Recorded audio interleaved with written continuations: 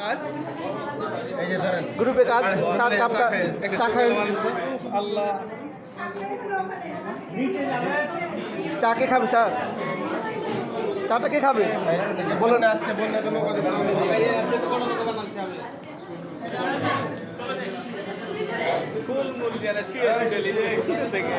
sir ma'am বলেছে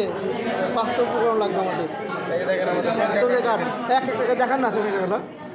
বের করেন তো একটা করে দেখান বেশ সুন্দর হয়েছে পণ্য কার্ড খুব সুন্দর বাহ এই জিনিসটা সুন্দর হয়েছে স্যার লিখেছে খুব সুন্দরভাবে আমাদের বড় স্যার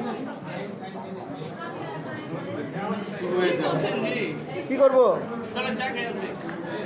স্যার বলছে পাগলা বলে